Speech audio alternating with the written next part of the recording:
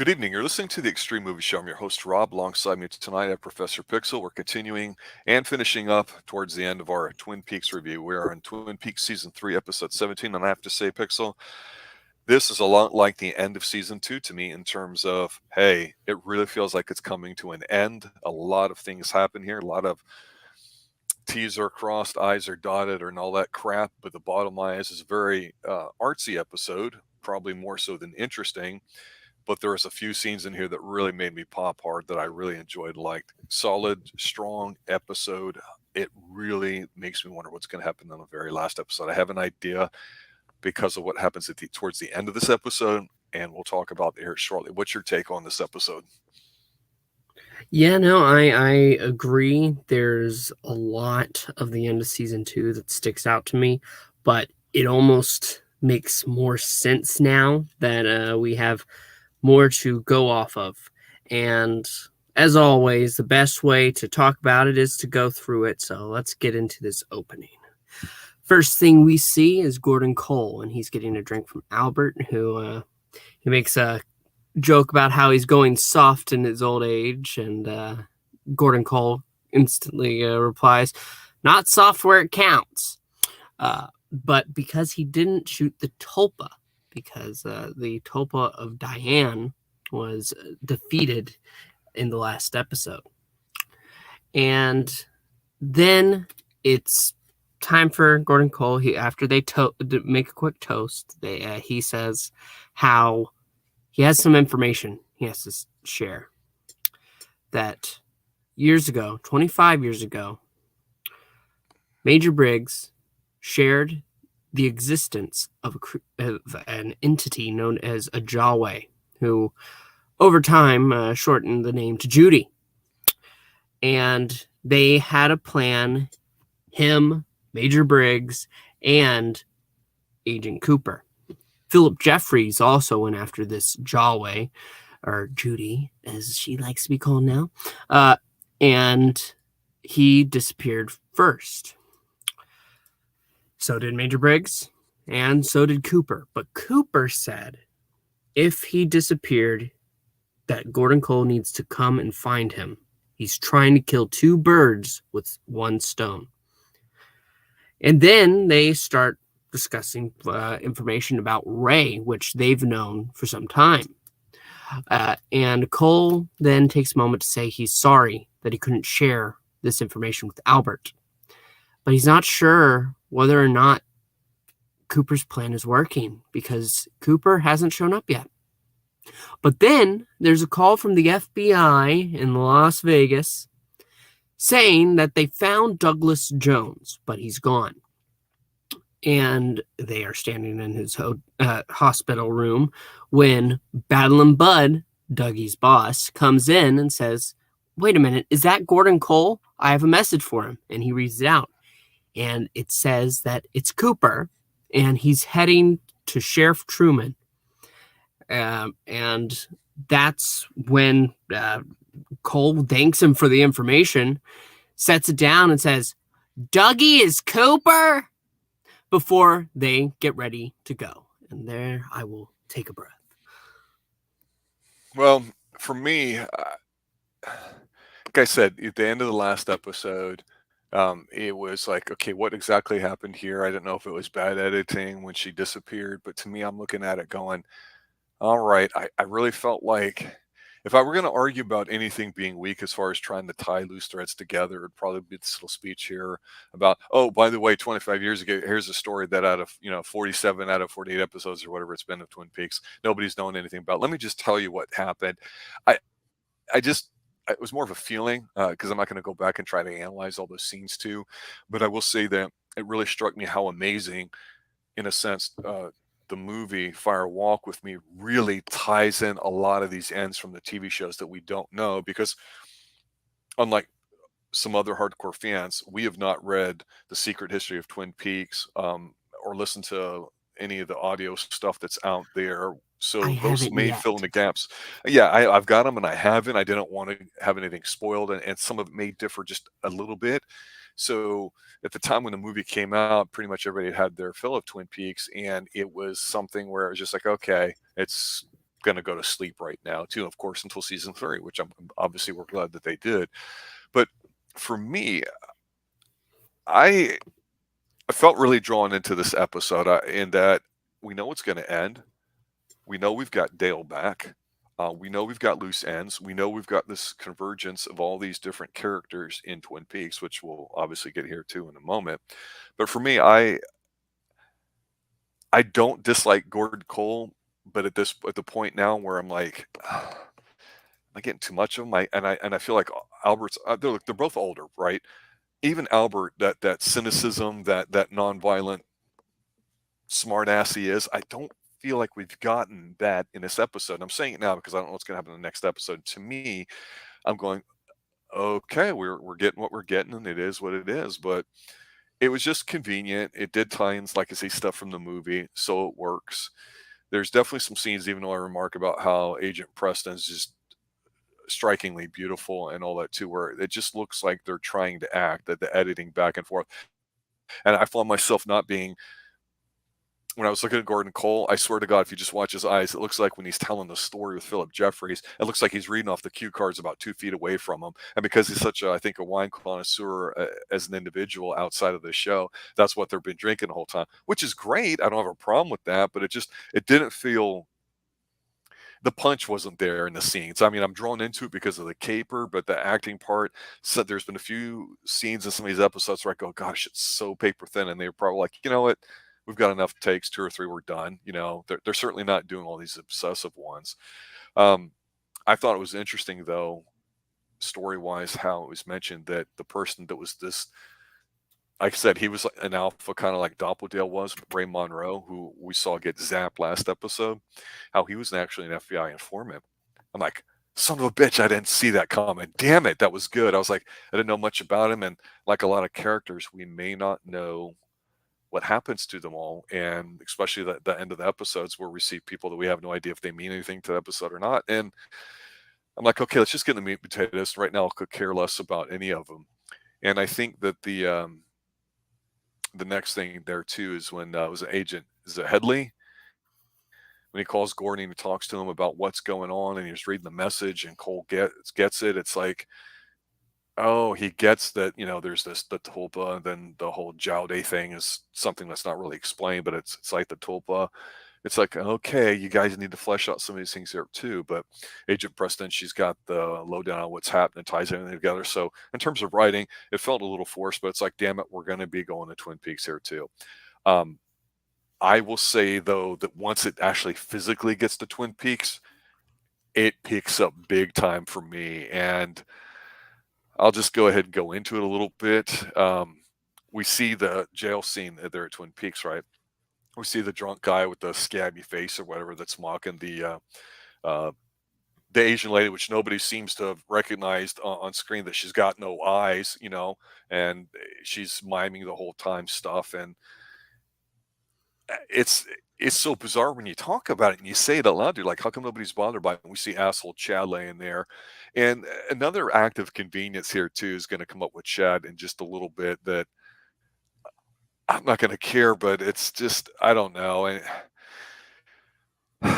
we get Ben Horn getting a call because in Jackson Hole, Wyoming, his brother's been found, and he's going to make arrangements to pick him up. And the guy says, yeah, and send clothes. It's like, I don't know, maybe the editing here is a little disjointed because the scene's really sharp or whatever. But let me pause here because there's a couple different things here that some will play out and some won't. What do you feel about some of these short scenes here? Well, as for the sleeping guy, and when Chad is approaching the door, and he's getting ready to look like he's grabbing something from his leg, the zombie guy wakes up, and they're just telling each other that, "Oh, you fire off," because he just keeps repeating what Chad says. And then once we get the scratching electrical lines to show Doppledale's heading somewhere, we don't know exactly where yet. But as for the one with no eyes, I actually do enjoy the one scene because she's starting to freak out. Something's happening.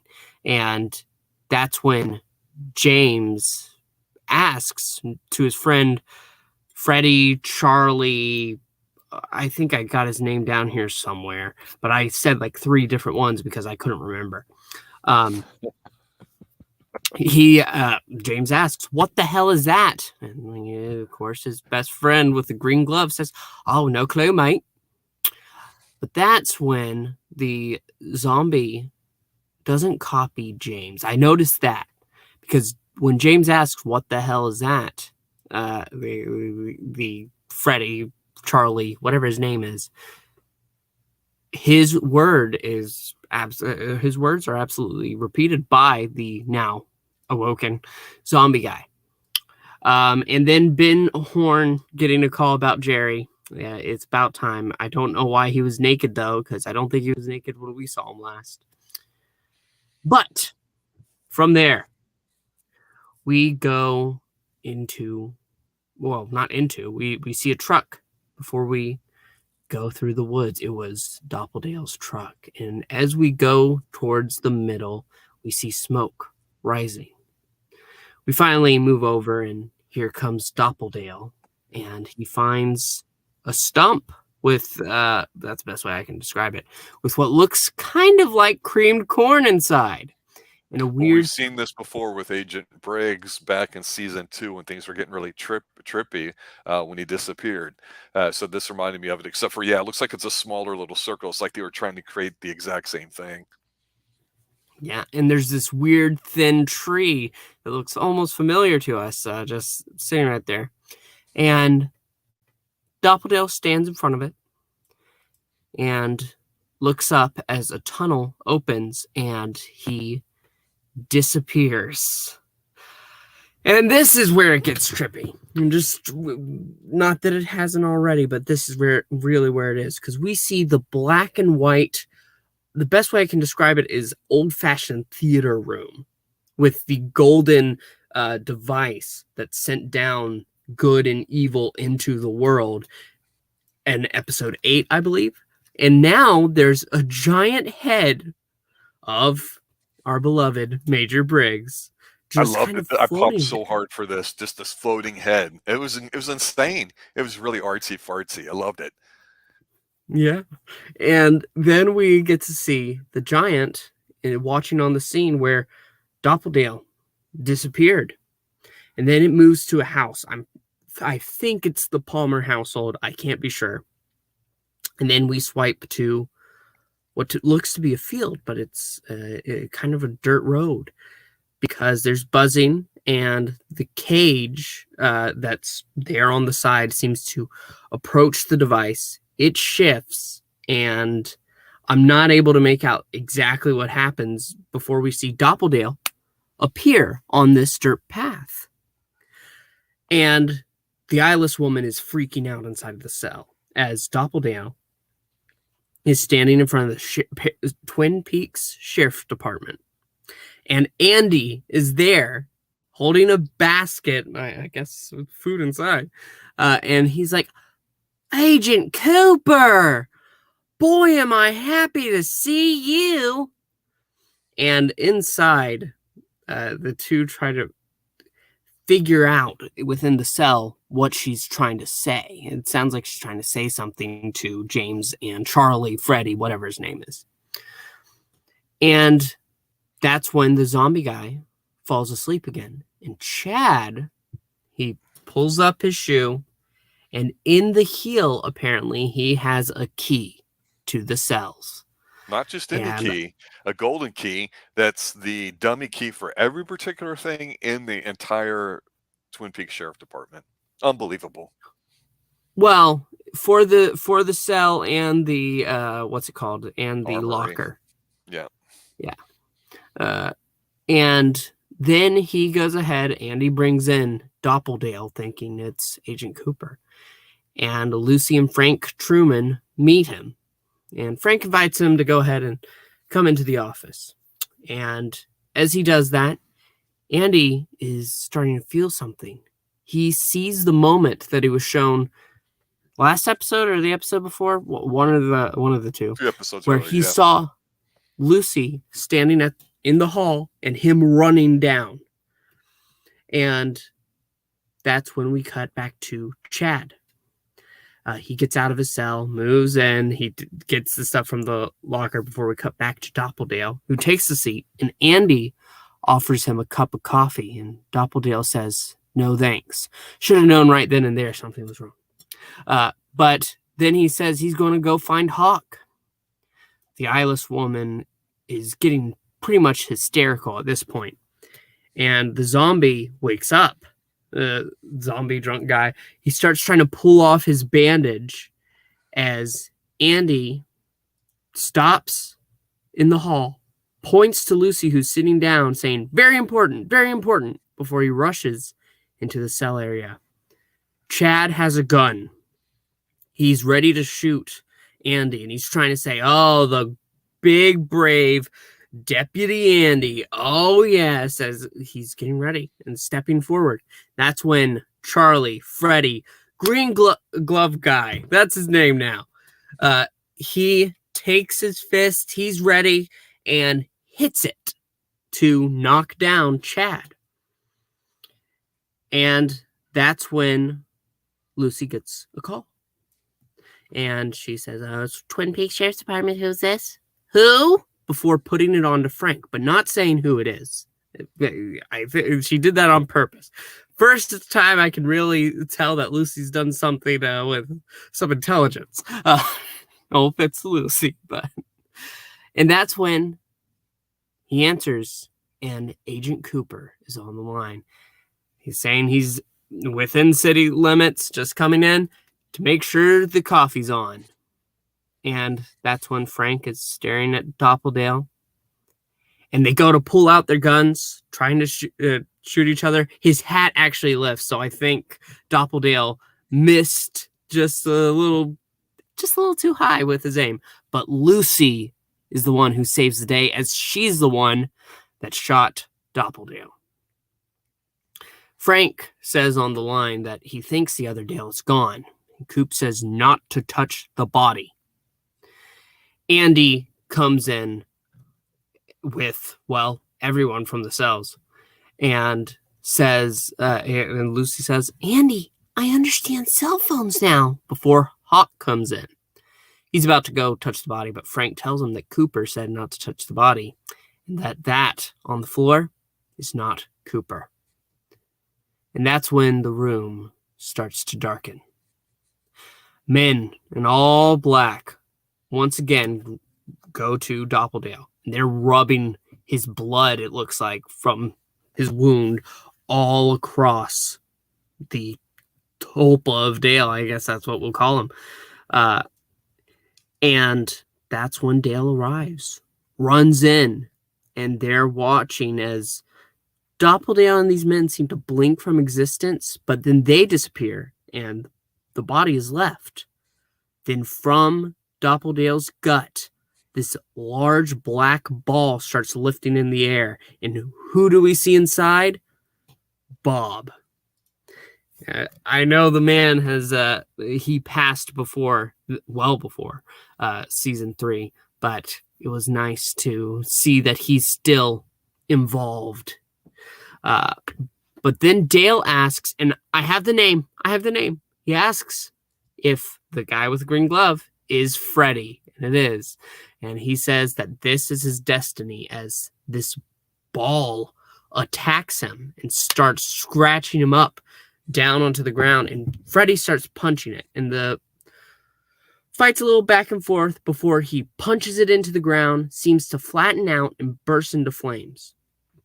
But the ball comes back, a little more of a fight before Bob seems to say, "Catch you with my death bag." But a final hit splits it into many pieces, and it leaves straight through the walls. Then Cooper approaches the tulpa, puts on the ring, and Doppeldale disappears before the ring drops into the red room. And there, I will go ahead and take a breath. Yeah, that's the editing we've talked about before. with some of these episodes. Some of it flows really well, or we get one really nice long extended scene. And here I felt it was a little choppy because the meat and potatoes, and with a scene or two still to come, is this scene and another one too. I like how we're going back to where things started. Like I said to you before, I think the less is more approach works, and to me, it definitely works here. Even so, with Deputy Dumbass, as we affectionately call Andy, I didn't realize how upset I was going to be, but I thought to myself, okay, there's a few things that people have done that made me really despise them with their actions, like the one guy running over the kid, and we've said we don't want to see Deputy Dumbass. He had his little bromance in season 2, and that was kind of cute and fun for as weird as season 2 was. But in here, he's older, he's mature. They have the grown-up kid who thinks he's Marlon Brando, which I remember you're like, I don't know what the hell is going on. But the reason why I'm saying all this is because, yeah, we know Doppledale's gonna be working to go in Red Room. He's got the ulterior motive where he wants to stay out in the real world permanently, and he's trying to figure things out. So, the whole floating head thing with Major Garland Briggs, again, because the actor's passed and they could just have this in here, it works for me. This is one of those artsy things where you just watch what's going on, because there's another structure in there that has a picture of him, of Doppledale, which then disappears as he comes in and out.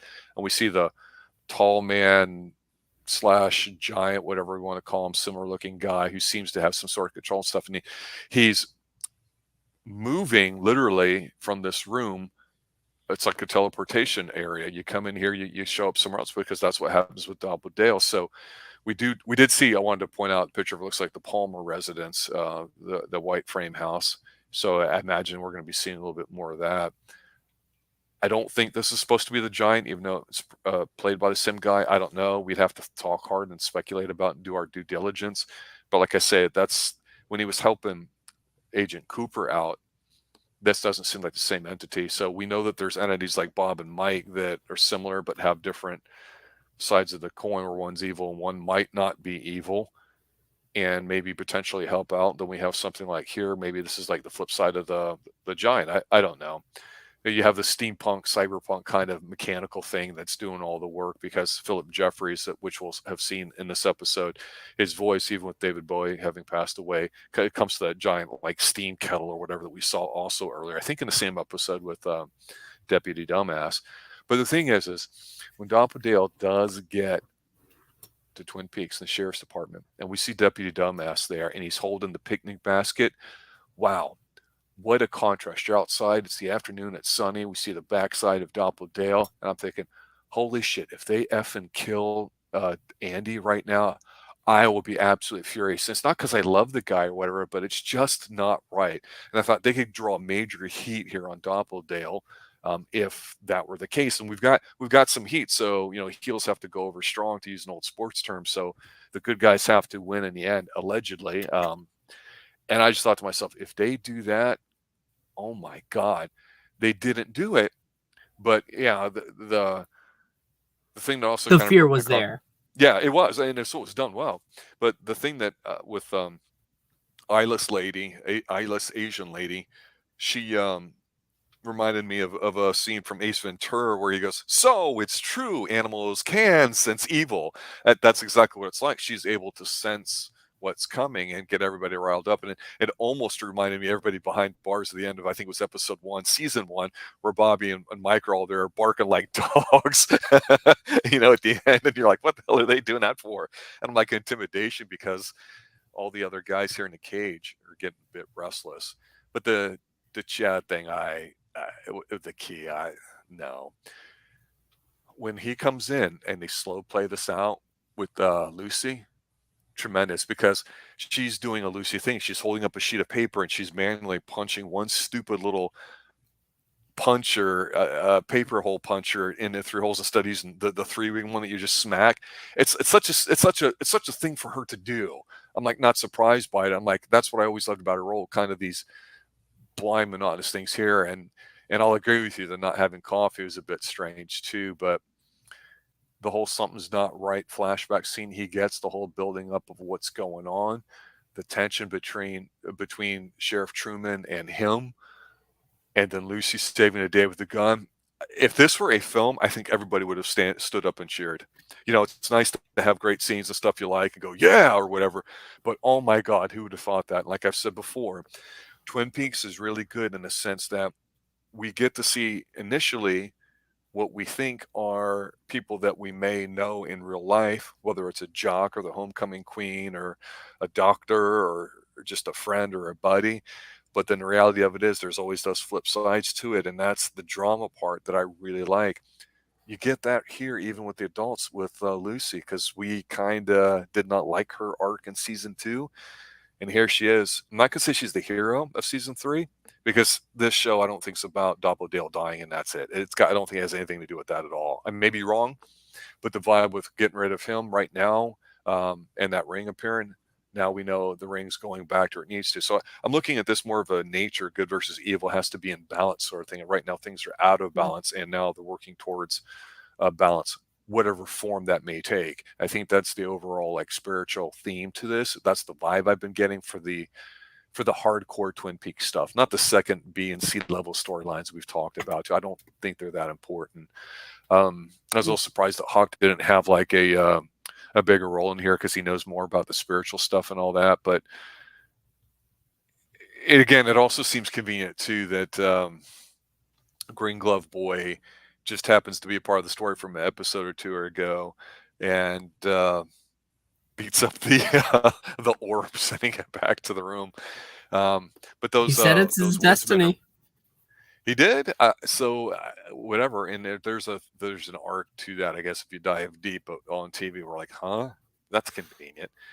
But the woodsmen, or whatever they're called, the charcoal guys, trying to rub Doppledale's blood over him to kind of bring him back to life, I thought was kind of cool. It's like they were forged into nuclear fire, and some use that as an allegory for the evil that's been released on the world. And so this is where we have flip sides. It's in a way, it's what the Japanese did with Godzilla and their kaiju about the horrors of atomic warfare, particularly against the United States, or when they wanted to, they would flip it on their own citizens on a big theme. And that's where, when I think we have a Twin Peaks episode, it's these kinds of things rather than the day-to-day stuff, which is fine. I like that too.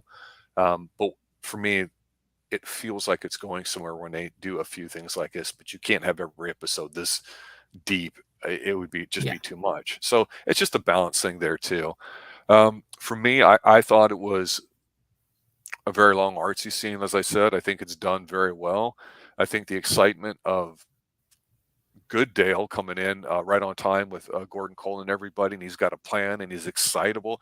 I think, wow, does he look like he did 20, 25 years ago? Maybe 1 or 2 lines in his face, but a great hair dye job. His physique still seems fairly fit and healthy.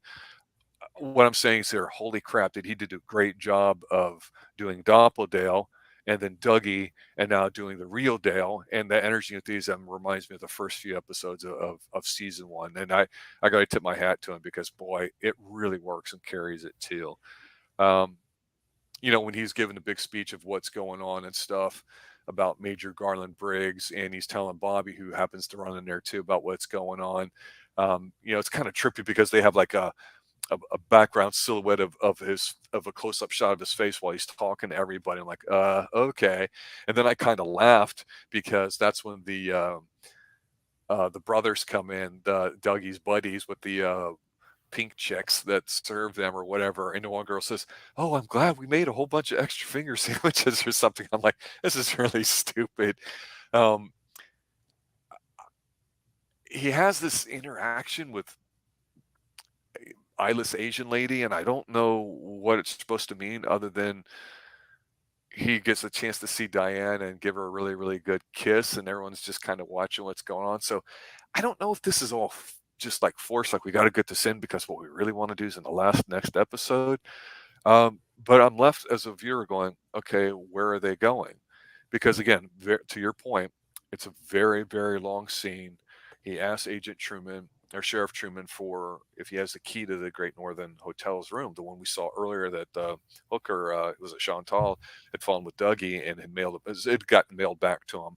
So he takes it, and he somehow magically appears with Gordon Cole and Diane in the back of that room in the furnace area that we saw and heard electricity from when we saw Green Fisted Guy and I always say Bobby when it's James, right? James Hurley, Yep. where they were working. So here we come full circle again, but yet another long take, and I'll pause here so you can kind of flesh it out for us. Sure. Yes. Whenever they approach right here, it's starting to get trippy, and it's kind of bittersweet because he has that moment where he's with everybody, and it's after they defeat the ball, as it were. And that's when we see, once he sees the eyeless woman, he's shocked. He's so shocked, in fact, that we get his shocked face closened up on and overlaying the entire screen. And that's when the red curtains seem to appear with it, as Gordon Cole explains to Bobby, who just came in, or not Cole, I'm sorry, it's supposed to say Cooper. Bobby, who just came in, that Major Briggs brought them here. And once Gordon Cole arrives, he says, there's good old Gordon Cole, just in time. And he says things are going to change now, as the past dictates the future. The eyeless woman and him, they touch their hands for a second, but then they pull away as darkness seems to envelop them after the woman's face becomes smoke, opens up, and appears to be Diane.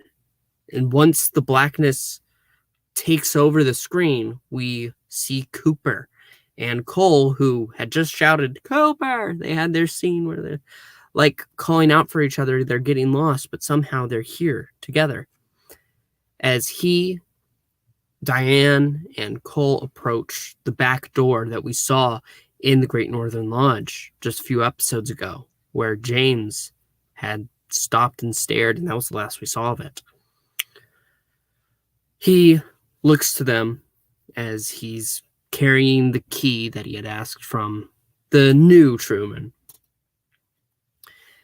And he, as the face over him says, "We live inside a dream." And that's when he unlocks it, says not to follow him. He gets one handshake from Gordon Cole and a hug from Diane. And once he opens it, the ringing, which I believe we heard in the Great Northern Lodge before with Ben and his secretary standing over trying to figure it out. Smoking hot gets secretary louder. that wanted to bang him. Boy, my ears would be ringing. Sorry. And no, that's fair. He looks at them and says he'll see them at the curtain call before going inside, closing the door.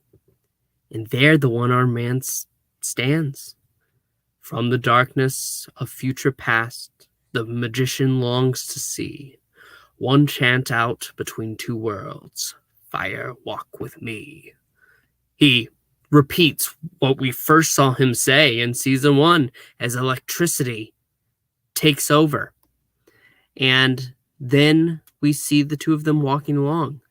As they're going through this long hall, we see the staircase that Doppeldale had approached before, as the woods obviously are overlaid. And then once they are up the stairs, they go through. We see the long-nosed clown form. I don't think we ever got a name, but he goes down the stairs and shakes the camera for a second. But Coop and the one-armed man go to the otherworldly motel where Philip Jeffries was before. And Philip Jeffries, in his pod, as it were, seems to be there. Dale calls to Philip, and Philip asks him to be specific. He gives a date, and Jeffries says he'll give it to him in a moment. Say hi to Gordon if he sees him. And, here's the location before we see the bird-like symbol that we've seen before on the mural inside the cave.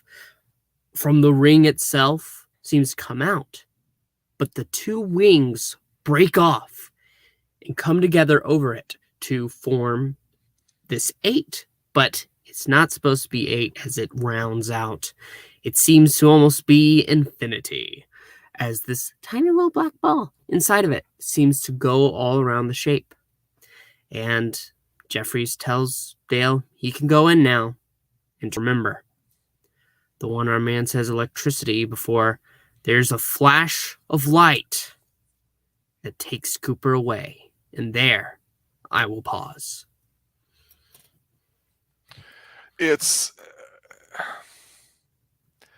We've gotten a lot of the one-armed man, more so than we did in the first episode. And really, remember, it was a traveling shoe salesman that got inhabited with a spirit. And, this is the scene that I'd mentioned earlier about Philip Jeffries with the the kettle. And this is where I think Lynch wants to do what he's doing, because we get a chance to see the ending, really, of what really happened with Laura Palmer, allegedly.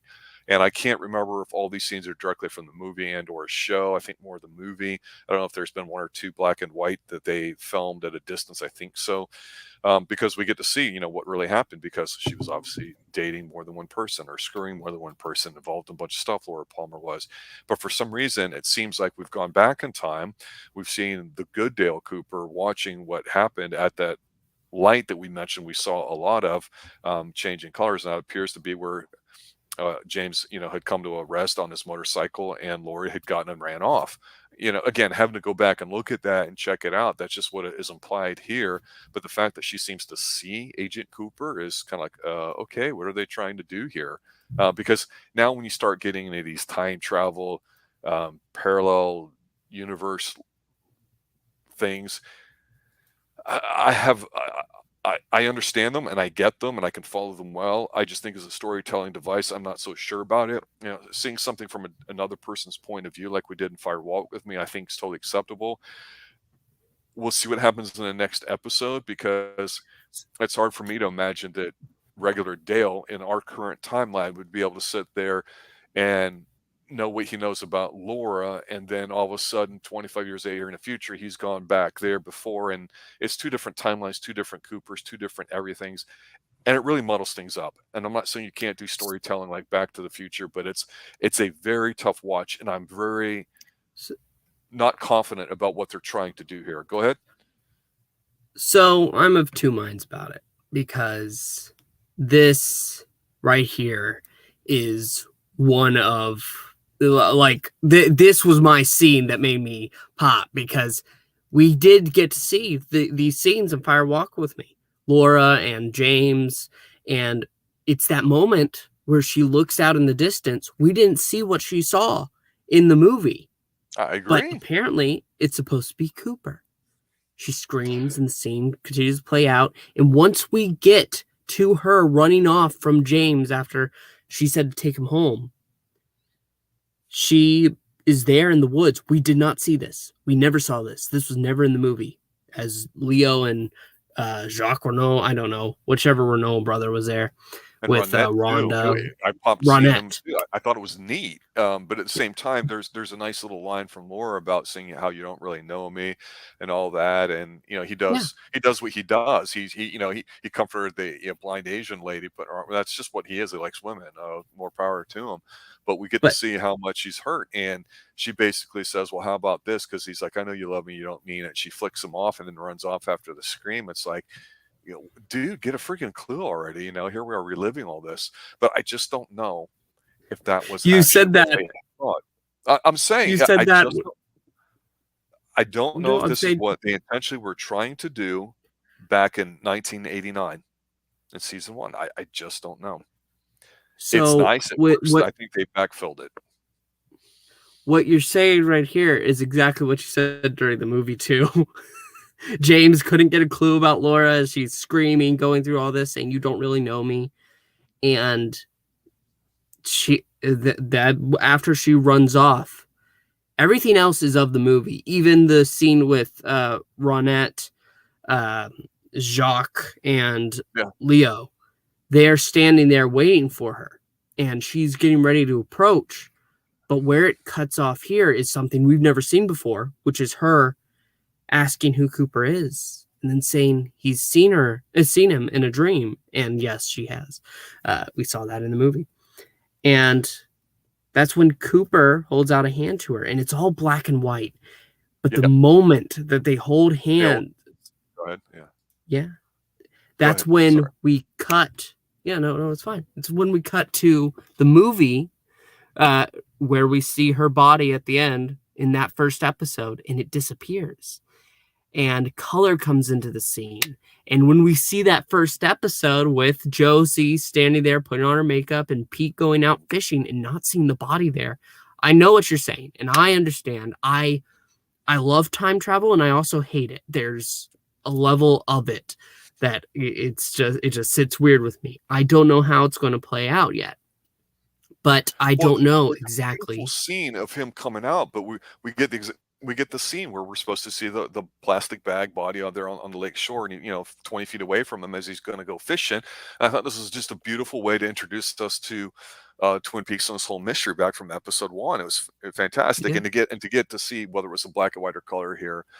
Some of the characters that didn't really get a chance to make it too much in here, I liked, and Leo and yeah, Josie and all that too. But to imply that it didn't happen, even though it's 25 years ago, is ridiculous in a way you can explain that story-wise, is that you're on different storylines. And I don't like that because, and I want to sound weird, but I'm gonna take a moment to do the stupid science thing.